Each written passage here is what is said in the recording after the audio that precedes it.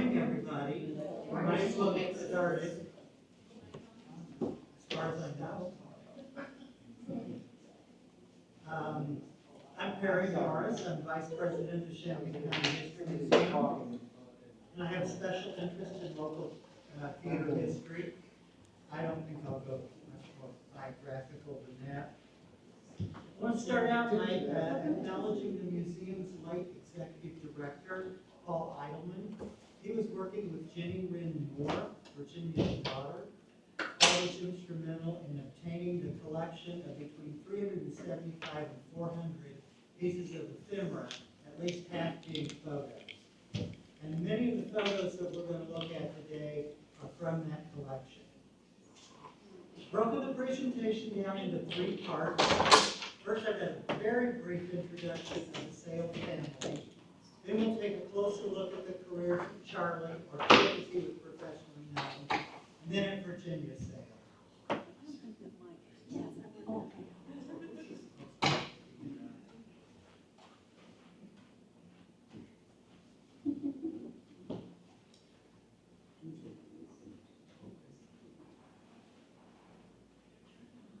Frank Orville Sale and Lily Bell Partlow were married 8 September 1881. They moved to Huron, Dakota Territory in March 1882, where Frank established a dental practice. South Dakota became the 40th state on 2 November 1889. They returned to Illinois in 1894, settling in Urbana with their first 3 children. And they were not the only, they had some other relatives up there. And one of them kept a diary that Virginia later on used that as to create some of her one-woman shows. Annie Maria Sale was born in Huron, 1882. She graduated from the School of Expression at Northwestern in 1906. She married Joseph McCoy and moved to Minneapolis in 1907. She died in May 1987. 78.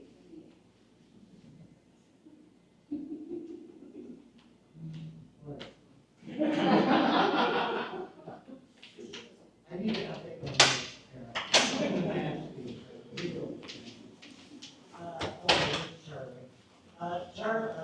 Charlie, as the family called him, was born in Huron, 25 August 1885. He died after a short battle with pneumonia on 7 November 1936 in Hollywood. He was just 51. Dwight Orville Sale was born in Huron, Dakota Territory, 27 February 1887. Dwight died Friday, 13 December 1907, following a tragic mine cave-in in Bisbee, Arizona. Funeral services were held Saturday, 12 April 1941 at the Urbana First Methodist Church. That can't be right. I gotta double check something. Interment was at Woodlawn Cemetery. And some of the things I ran across too was that Dwight was probably equally talented as an actor and mimic as both Charlie and Virginia. Cora Virginia Sale was born in Urbana, 20 May 1899. She was always called Virginia. She died 23 August 1992 in Woodland Hills, California. Here's a family group. And here's 2 family groups separated. The men are on one and the women on the other. Note the couch that the ladies are sitting on, that actually is in the museum's collection. It was part of the gift from Jenny. Virginia seemed to be closer to Charlie than her other siblings. Edna was 17 when Virginia was born and had been away at school before getting married. Dwight was 12 when Virginia was born, and he'd been in Arizona a year or 2 before he died in 1907. Charlie was living at home until he had taken his first steps in 1908 to start his show business career. Here we have Frank, Charlie, and Virginia in Hollywood. In 1911, Charlie met Marie Bishop, a 20-year-old violinist, while they were both on the road. They fell in love and married. They toured together until Marie was expecting their first baby. Both Charlie and Virginia married people in show business. Virginia and Sam were married. Sam Wren was a stage and film actor. He played in summer stock and on Broadway with the Theater Guild before going to Hollywood, where the two met for the second time. Sam and Virginia spent time in both New York and Hollywood for work. Sam and Virginia married 2 April 1935 at the home of Charlie and sister-in-law Marie in Beverly Hills. Virginia had gone to Hollywood at the behest of the Fox studio to work in pictures. The couple would be based in New York. Here's a family reunion picture. All of the family were, except Edna and her husband Joseph, and their children were present. This was from 1936. Okay, now we're going to get a little bit more into Charles, Charlie, Chic, whatever you want to call him. Charlie was a natural mimic, and his characterizations of local eccentrics always amused his fellow workers at the Big Four shops, who he kept entertaining during lunch break. It's been reported that when Charlie went to the theater for the first time and saw the performance given by the Nancy Boyer Stock Company at the Walker Opera House in Champaign, the show business seed was firmly planted in his brain. He conceived the idea of making the stage his life profession and was encouraged by his fellow workers. In 1908, Charlie had made the decision to abandon railroad work and go on the stage. Charlie's co-workers convinced him to go perform at the Big Four Bands concert in Mount Carmel on 13 April 1908. He recited and offered some impersonations and received $10 for his services. Charlie continued to hone his skills and develop an act. He went to New York in 1909. He opened on the Foley circuit, then managed to get booked on the Orpheum circuit and was well received. He moved up in New York, finally landing at the Palace, and got a regular route at an increased salary. Then came 2.5 years on Broadway under the management of the Schuberts.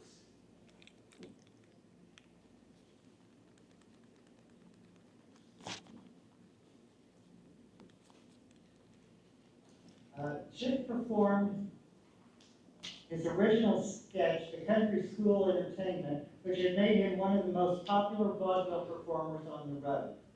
His lightning changes in impersonating different pupils, the teacher and the rude constable, were remarkable in his impersonation's perfection. Here's a selection of Charlie and various characters.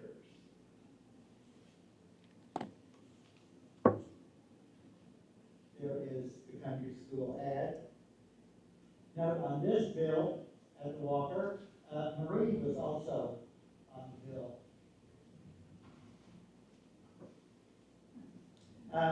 Back in Urbana,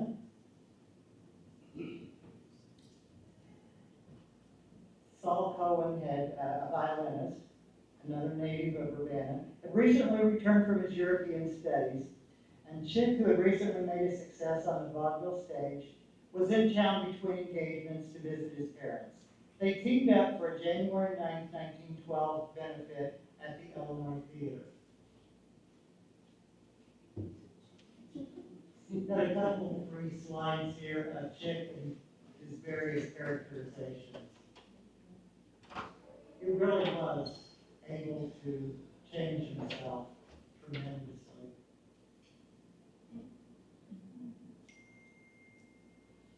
In one of these, he actually looks like himself.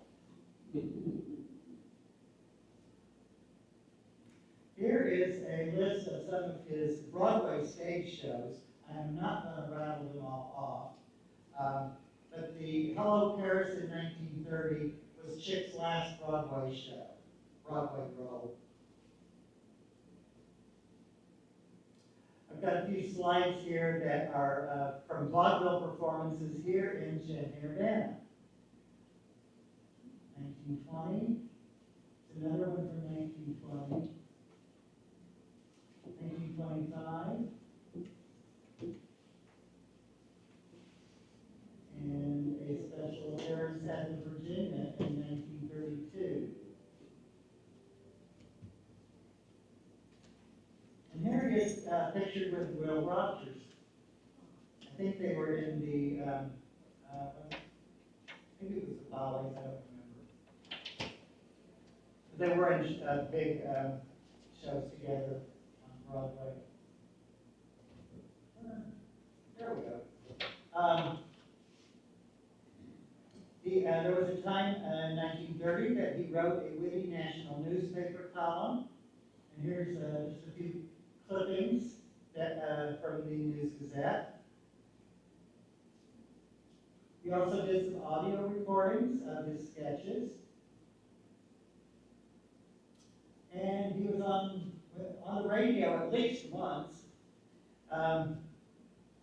This time in November 1929, he was on the Ever Ready Hour. He played Eagle-Eyed Elmer, the watchman at the great railroad crossing.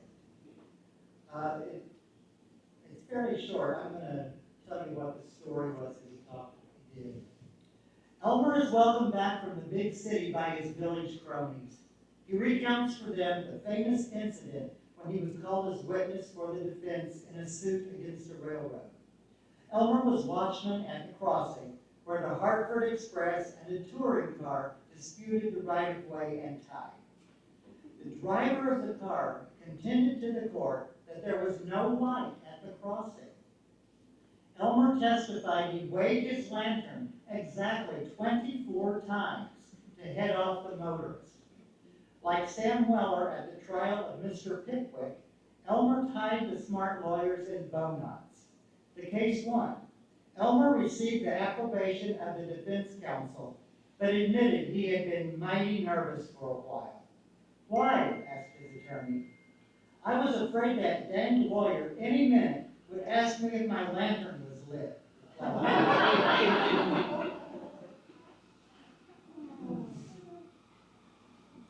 The Internet Movie Base lists 38 film credits for Chic's sale, most of them shorts.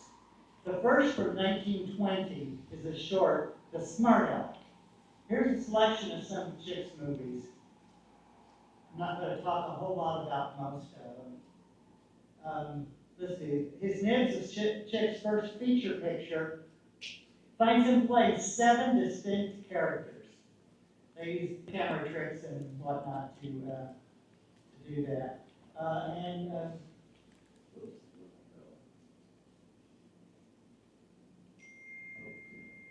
Here's another movie still from his Nibs. Yet another one. These are all from the collection. And his Nibs played at the Park, which later you probably know better as the Art Theater. It played in 1924. Here's another one. They're Coming to Get Me. It was a humorous sketch produced by Fox Movie. This was the first all-talking film shot in Hollywood. It was filmed in 1927 and played at the Virginia in March of 29. The Star Witness. This played at the Rialto in early October 1931. Here is Chick Made Up as the Expert. This was a play written by Edna Ferber and George S. Kaufman. It was at the Rialto 1932. Got some more pictures to go with that.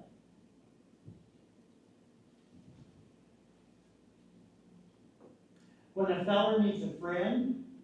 This one played at the Virginia in 1932.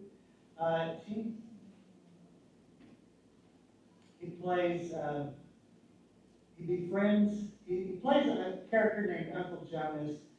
Uncle Joe is Tucker, and one of his old men characters, he was, that was his like stock in trade.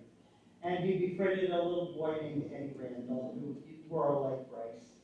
His mother wouldn't let him go out and play with the other boys. There's a still from the show. Oh, get another one. You can see the new costume and new street clothes. Okay, Treasure Island. This was released in 1934.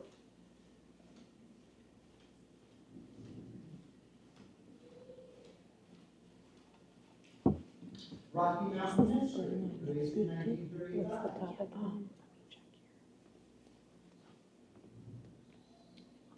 The Perfect Tribute, which I'm kind of fond of.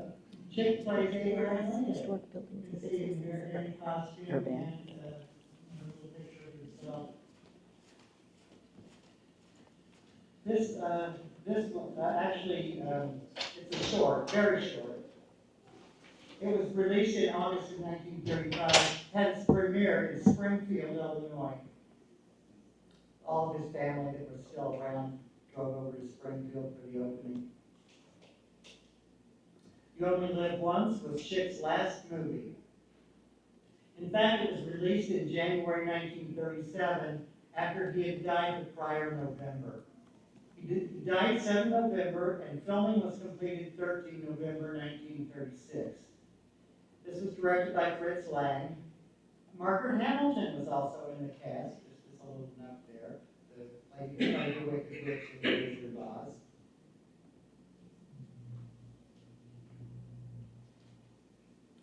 Let's talk about the specialist here for a second. You can see that Chic was involved with multimedia. Here's another one. He wrote books, or at least they turned some of his acts into books. Specialist's specialty is privies or outhouses. The specialist is a master of design and construction and is happy to let you know that. So like all of his sketches, Chic paid careful attention to the audience reaction and modified the acts accordingly. The line didn't work, it was removed or reworked. The specialist sketch was the result of months of work. In the fall of 1928, 2 St. Louis newspapermen persuaded Charlie that the specialist should be issued in book form. They talked him into it, and in its first year, 1929, it shot to the top of the bestseller list. The specialist had over 2,000, I should have spelled this out, 2.5 million by 1977. At that point, in its 23rd printing, and went through at least 2 more printings, and that's just in the United States. It was also published in 11 other countries.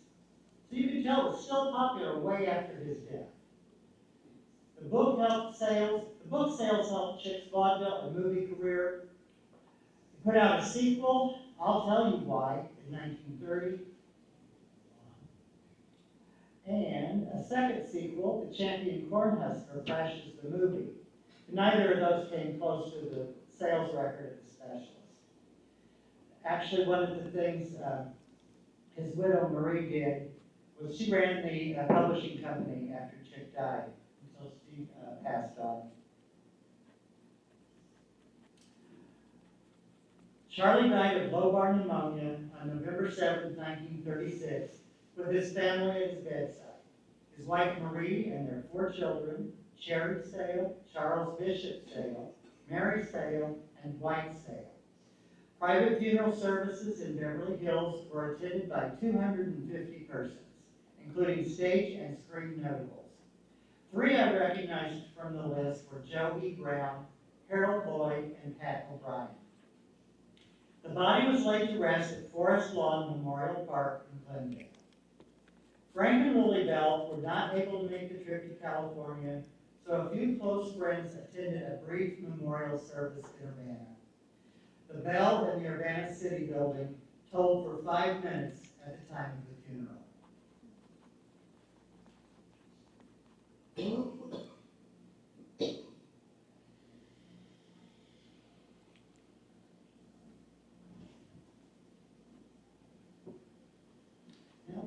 now we'll go to Sister Virginia. Her long career in show business. It was quite a long career. After graduating high school in 1917, she attended the University of Illinois for 2 years. She joined the Delta Gamma sorority and the Zeta Phi Eta honorary speech sorority. She decided she wanted to go on stage and convinced the family to send her to the American Academy of Dramatic Arts in New York City. After graduating, she had little luck finding a job. She finally got a little walk-on in Montmartre and one line in Lightning and worked as a waitress to afford to eat. While she was struggling in New York, Virginia met a young actor named Sam Rand. She instantly fell in love. It took Sam a few more years.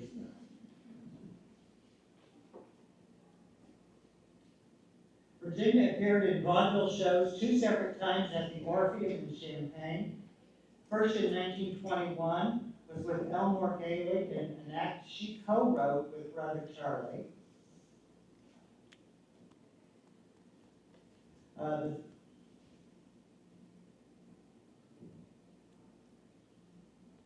This one advertises Virginia's appearance in 1925. And while she was in town, the family convinced Virginia to stay in Urbana, but then they suggested that she go on to Hollywood, likely influenced by Charlie's success there. And they bought her a ticket and gave her $100 and sent her on her way.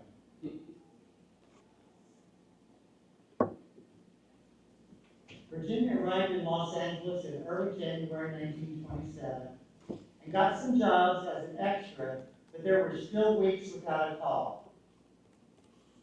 She lived at the Hollywood Studio Club during her first 2 years in California.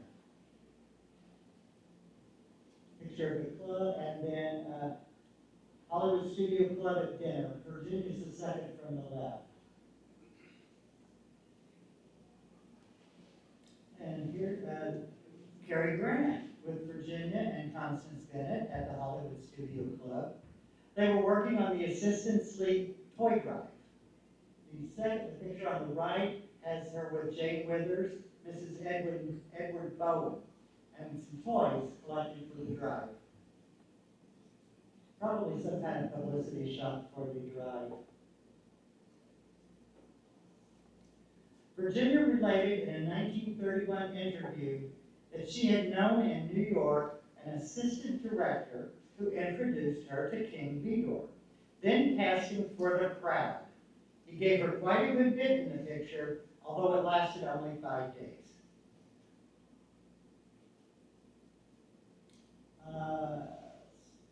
Virginia also had the part of Fifi in Legionnaires in Paris that was shot and released in 1927. She also got a good part in Vilma Banky's So This Is Heaven. She refused to take advantage of being Chic Sale's sister to get work. Through hard work and her own initiative, she got more and more jobs, increasingly as old ladies and other characters. And she almost never played her own age. The Internet Movie Database lists 5 films released in 1928 and 9 in 1929. But this would not have included work as an extra.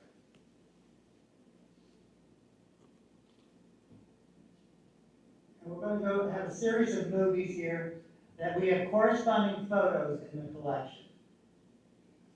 So here's a picture with Virginia with King Vidor during the filming of The Crowd in 1927.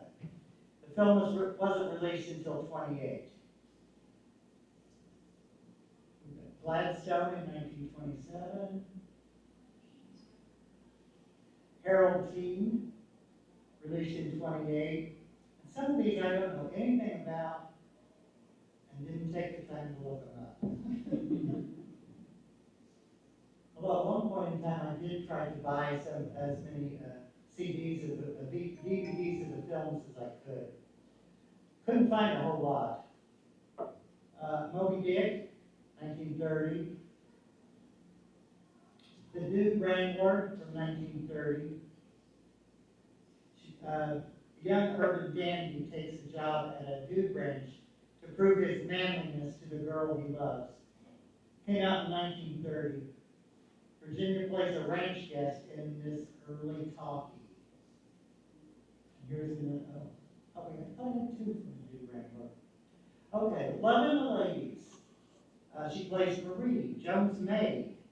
This was all.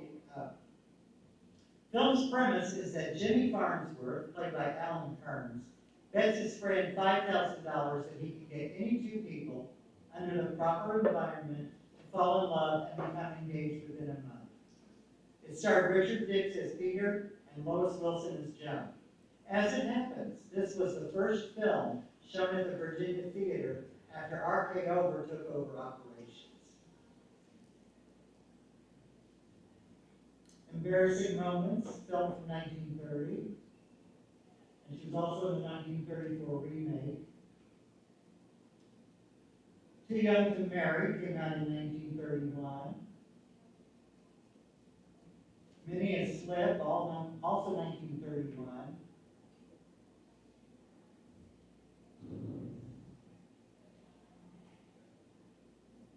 It was a comedy that centered on the question of whether a man's wife is or is not pregnant. My Past from 1931. The Iron Master, 1933. Smoke Lightning, also 33. Madame du Barry, this was 1934. Historical film loosely based on the life of Madame du Barry, the last mistress of King Louis XV of France, released in 1934. Harvard, Here I Come, from 1941. Bad Man's Territory, this is from 1946. Virginia played the part of a townsperson named Meg.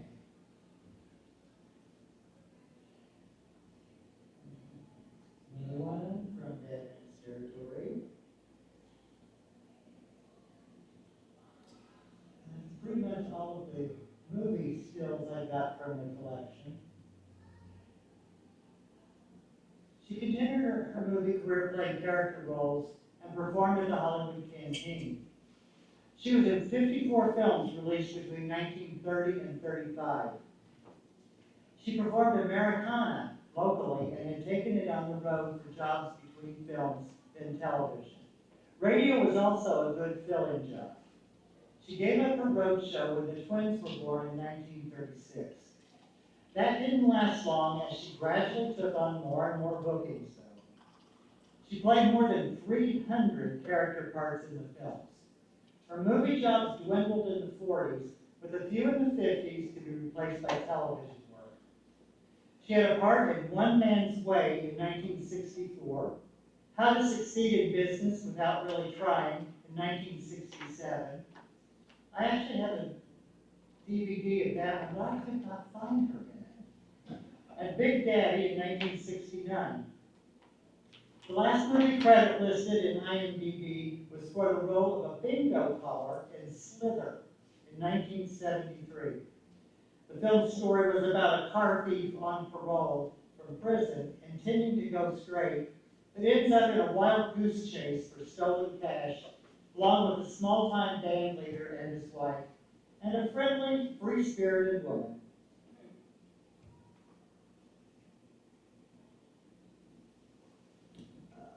Here's a radio show. The cast of Those We Love, an NBC radio serial about the small-town life of two modern youngsters in New England. Virginia voiced the role of Martha, the maid,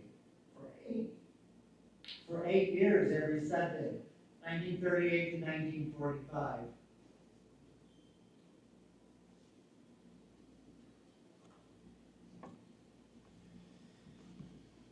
This is a picture of Virginia and Mary Gordon in a Those We Love rehearsal.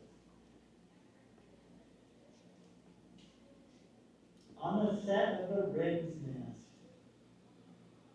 As you might guess, that their family played a large role in that. The Wrens, Sam and Virginia, signed a contract in March 1949 with ABC TV for a new suburban-like television show called The Wren's Nest.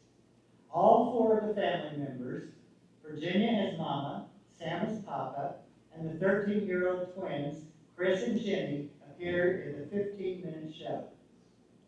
Virginia wrote the scripts based on incidents that actually happened to the family. The broadcast originated from a studio in New York City where the set was designed as a corner of the family living room. The show was a pioneer in a new genre of family situation comedies. The series ran for 47 episodes. One reason the Wrens thought up the television show was because Virginia's touring had built back up to an exhausting pace. The show allowed them to live and work in one place and to be closer to the children. And I looked a little bit and with to no avail at trying to find any kind of recordings of the Wren's Nest. Got any leads, let me know. That's stills from some of the commercials she did. This one's from Mountain Dew. Here's a bunch of characters that she portrayed either in video or print ads, selling various products.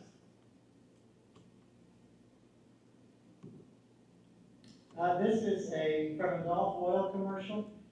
She portrays an elderly lady driving around in an invisible car in this Gulf oil commercial. This commercial is in a diner. Here she is at the makeup table. She was a master of characterizations, usually did her own makeup for stage shows, but would have had a makeup artist helping for her movie and television roles. Here she is as Selma Plout. Virginia's most frequent appearance was as Selma Plout on Petticoat Junction. Twice in 1964, 3 times in 1965, and once each in 1966 and 69. Although the IMDb lists 40 TV credits, Virginia appeared in at least 200 TV shows. The IMDb list doesn't include appearing as a guest for 6 months on the old Kate Smith Show and 24 times on Gary Moore's show. The Wrens had just moved back to Hollywood from their Marlow, New Hampshire home when Sam became ill and died at age 65 in March 1962. Virginia settled for good in Hollywood, then hired a new agent who began getting Virginia parts in commercials, print ads, and more TV shows.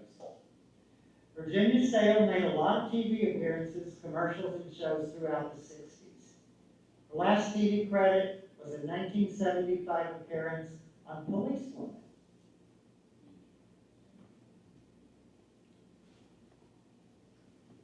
Virginia created a stable of 20 or more characters and wrote monologues for them. She possessed a remarkable talent to create characters using her facial expressions and vocal nuances. She added appropriate costumes, makeup, and maybe a wig, glasses, or a cane. Virginia used her characters to assemble a one-woman show called Americana, as she toured extensively across the United States for several years. She mostly performed on a bare stage, maybe a chair or table, and a few hand props. She chose 5 or so monologues to present in each of the Americana productions. The remainder of the evening would be the longer Dakota Fever monologues, who was also an accompanist and a musical interlude or two. This is one of the different characters she played. This was in the sketch that called Husband's Night at the Ladies' Monday Morning Club. With a change of hat and facial expression, she switched from the rasping vice president to the buck-toothed treasurer who fumbled in her purse for her report, found her grocery list and a betting ticket, and then reported extemporaneously that the club had $3 and some cents, mostly in IOUs, and a Dewey button. The twittering visitation and cheering up chairman, who said her job depressed her, and the guest speaker on charm, who simply blubbered with personality. There's two other characters. Traveling on the Illinois Central was the traveling one. She portrayed a mother trying to keep her unruly son under control, traveling from Rantoul to Gilman, going home after a visit with relatives. And then as an old-fashioned schoolman, Virginia's character leads the toothbrush drill and breathing exercises. Here she is as one of her brother Chic's characters. This is one of her most popular acts, was the imitation of Chic, with his ambling walk, horn tooting, tobacco chewing, and comic slapstick. She typically did not include it in the printed program, but often used it as an encore. Virginia performed Americana in Champaign and Urbana twice. On March 26, 1947, she presented it at the University Auditorium. This appearance was covered by Life magazine. One photo shows her taking a bow after the show, and in the other, she is greeting guests. And this is from 1952 show. She had an appearance in Champaign as a memorial show for her parents, the late Dr. and Mrs. F.O. Sale.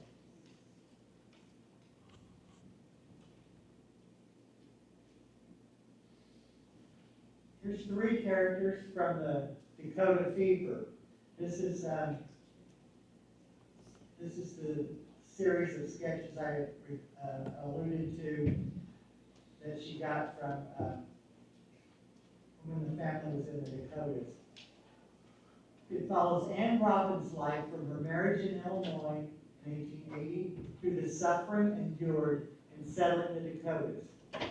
Virginia Sale wrote the monologues using her Aunt Anne Robbins' diary of her time in the Dakota Territory.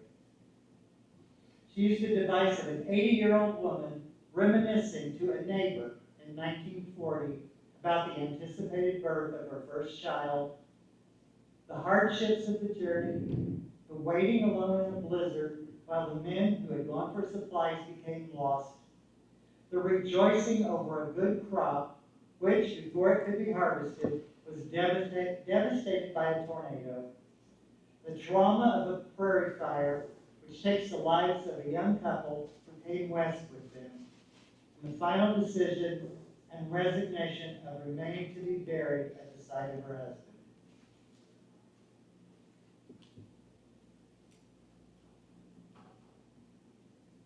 The Women in Lincoln's Life was a later group of related monologues written for Virginia by Raymond Romero. Virginia became intrigued by a play called Mrs. Lincoln. It was written by Raymond Romero that she had seen in Hollywood. She and Sam were living in New York at the time, but she wrote to Romero about the possibility of turning it into a monologue for her. Many years later, their paths crossed again when they discovered they were neighbors living in Hollywood, and the project was revived. Virginia portrays Nancy Hanks, Sarah Lincoln, Anne Rutledge, Mary Owens, and Mary Todd Lincoln. Sarah Lincoln is at the left in the photo. Because I know that's 5 characters and there's only 4. So not a picture. Picture doesn't include them all. Virginia wrote another Lincoln-related show called I Remember Lincoln, in which she portrays the elderly Grandma Willoughby, reminiscing to her young visitor about Abraham Lincoln. Don't have any pictures of that one. Virginia Sale Wren died from heart failure on 23 August 1992 at the age of 93. It's not quite quite that old here. This was in 1978. She was buried next to her husband in Arlington National Cemetery. Sam was a veteran, with a small graveside service that included her daughter Jenny reading a poem that Virginia's mother Lily Bell had written to Virginia in 1937.